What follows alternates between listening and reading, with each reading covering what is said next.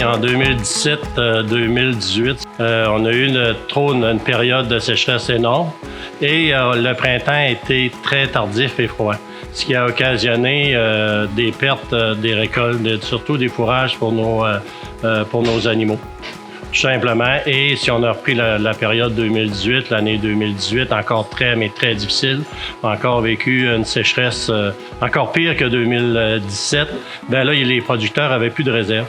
Les différentes régions qui étaient affectées par la sécheresse ont décidé de mettre un bureau de coordination pour faire en sorte qu'on soit capable de trouver du fourrage pour combler les besoins des agriculteurs qui étaient en manque. Ce qui a été mis en place sur le site de l'UPA du Bas-Saint-Laurent, c'est un fichier de tout ce qui était à vendre dans la province du Québec, du Nouveau-Brunswick et même de l'Ontario, qui nous faisaient part de leurs offres de vente de foin.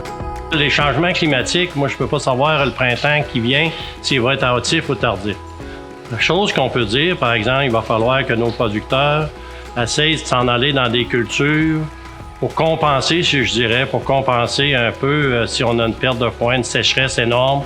On voit qu'il y a du maïs. Nous, dans le fond, ici, la particularité de la ferme, c'est qu'une grande partie de ces sols, c'est des terres de sable. Fait qu'on est déjà un peu au fait que quand on manque un peu d'eau, on est limite.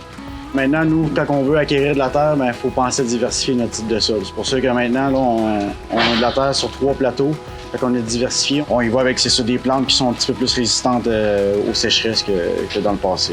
Maintenant, dans le fond, ce qu'on veut, c'est d'avoir au minimum 18 mois de récolte à la fin de notre année de récolte. Ça veut dire de toujours avoir un 6 mois d'inventaire en prévention. Ce qui était très intéressant, c'est la collaboration qu'il y a eu entre les différents organismes. Et ça c'était frappant.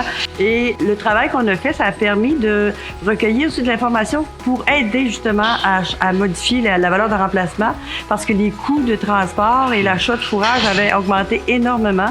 Et je pense que ça a servi pour qu'il y ait des compensations qui correspondaient aux besoins des producteurs. Ça nous a apporté beaucoup le travail de l'UPA avec la financière et le MAPAC. C'est les déboursées rapides d'argent dans le courant de l'été, alors que d'habitude, ça se règle toujours fin décembre. Ça nous a permis de nous donner de l'air pour payer le foin qu'on avait acheté. On est allé chercher le prix, puis c'était avec beaucoup d'émotion. Ce qu'on est plus fiers, c'est d'avoir travaillé pour nos producteurs agricoles. Et ça a été pour moi une grande richesse.